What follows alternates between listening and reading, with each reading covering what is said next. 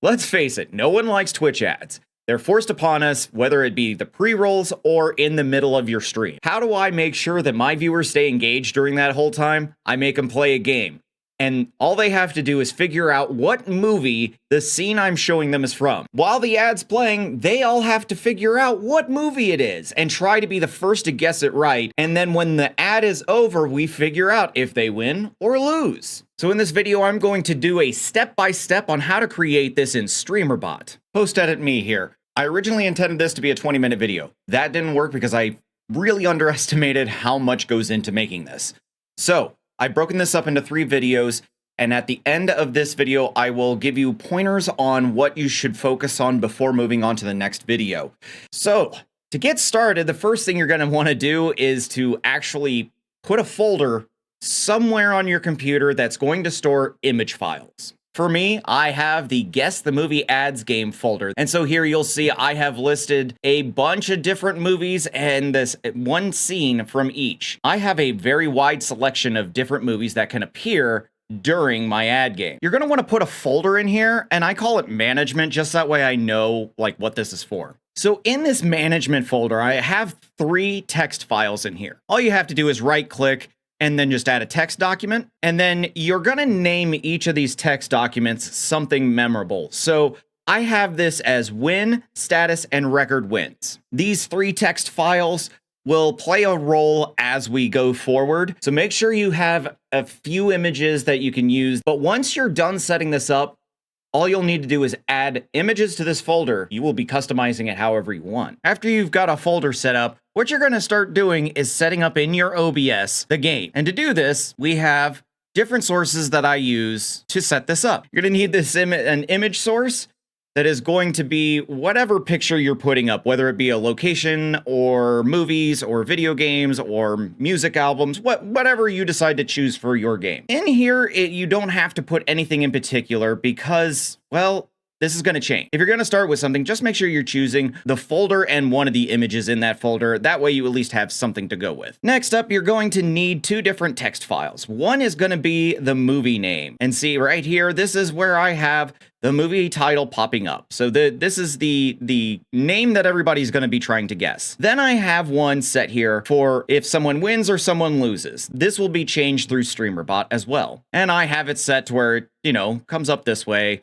And yeah, additionally, if you have the ability to find some kind of timer, add a timer so that way you can see how long it's going to take for that 90 seconds to be up. It's just a handy indicator to have to let people know when the game's going to end. Additionally, I also have this little timer right here. This is letting my chat know how long we have until an ad is about to start. This also is a good indicator for me, so I can make sure I know how much time I have left. And if you're looking for a timer just like this one, all you need to do is go to this website right here, obscountdown.com, and you can set this up as a browser source, and you can have a timer as well and customize it how you need. And then if you're feeling particularly cheeky, you can also program to where you have audio and video files letting you know when that timer goes off. So for me, I have my little buddy Felix pop up and let me know.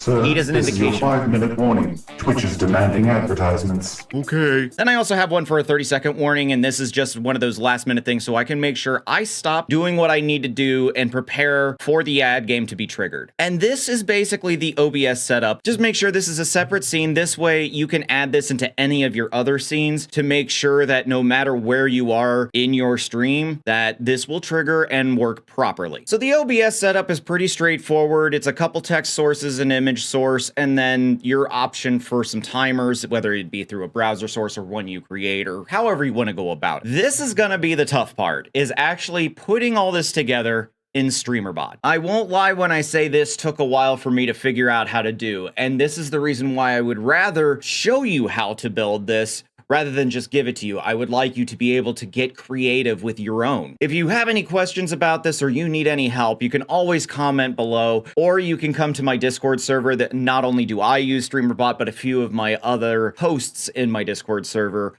also use Streamer.bot, and we can help you along. Okay, you ready? The first thing you get is actually an import file. Now, this is going to contain the only actual code that is going to be going into your stream, and I'll explain this code to you. So in your Streamer.bot, you'll want to come to import. You're going to take this import string I have provided in the description below, and you're going to put it in. And this is going to come up with one movie generate. And you can just go ahead and hit import. And now you will see that the action has loaded in. And this is what it's going to look like. So in order to set this up correctly, first thing you're going to need to do is in this argument where it says random image to folder, you're going to need to put in the folder with where all your images are. So for me, it's in my D drive, in stream stuff, and the folder guess the movie ad game. And then make sure you're doing double backslashes with each of these, because that is going to make sure it actually grabs what it's supposed to. If you do not put double backslashes, it will not find what it's supposed to look for. Once you have your location set up and ready to go, the next thing is whatever you named the image source in your OBS. So if you remember, I had put guess the movie scene as my name for the image. So in here, you'll just double click and you'll change the value to whatever the scene source is. Make sure that your capitalization, punctuation, everything is identical. Otherwise, it will not find it. On yours, you're not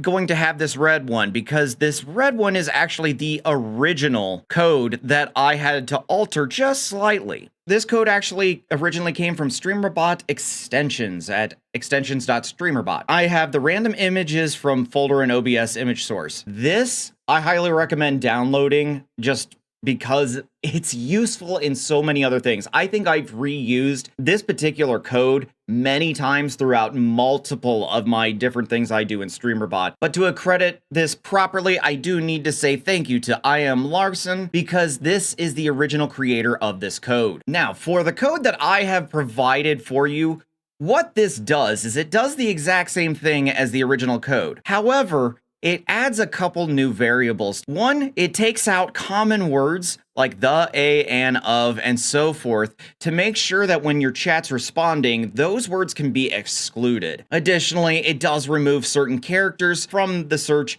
so that way, if those are in there and your chat doesn't put it in, it's still going to be all right. The last thing I inserted in here was to make sure, and this was the important part, the file name does not have the extension attached to it, as in a .jpeg, .png. And the reason why this is because this way, whatever you have named the image file in that folder we created already, it will appear later as just that title.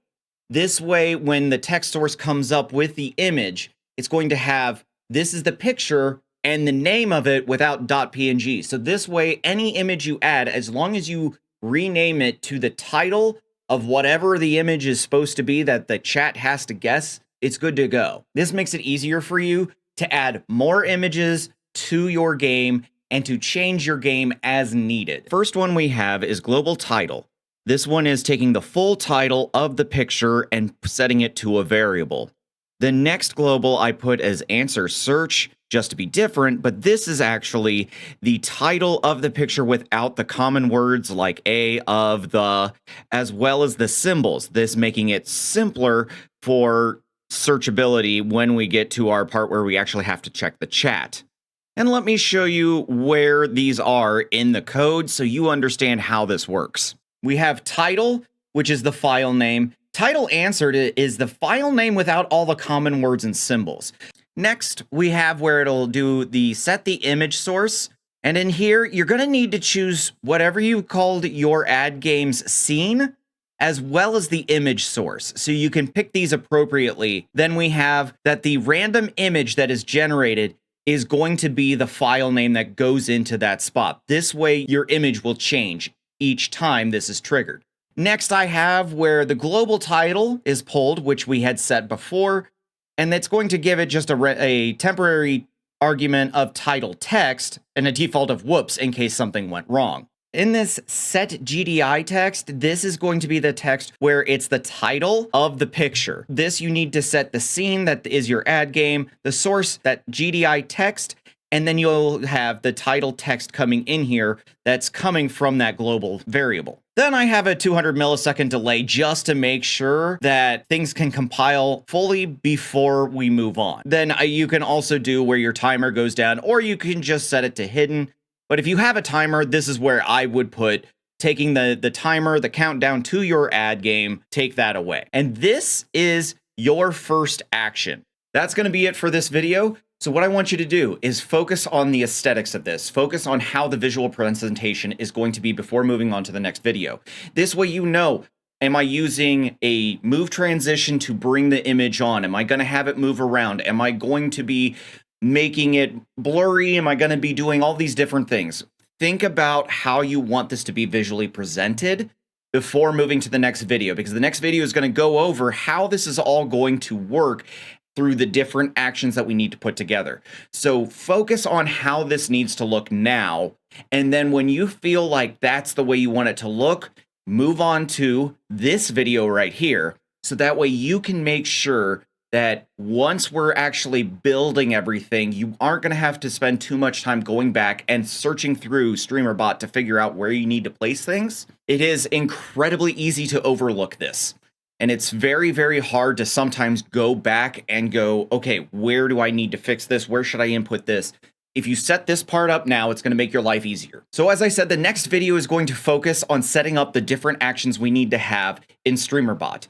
The third video that will come out will be automating everything. So that way you don't have to worry about pressing a button to make it run or anything like that. You can make it just trigger every 30 minutes for 1.5 minute ads, keeping your pre-rolls disabled every single time. Do what you need to do to make it look pretty, and then we're going to then move on to the next video and make it work.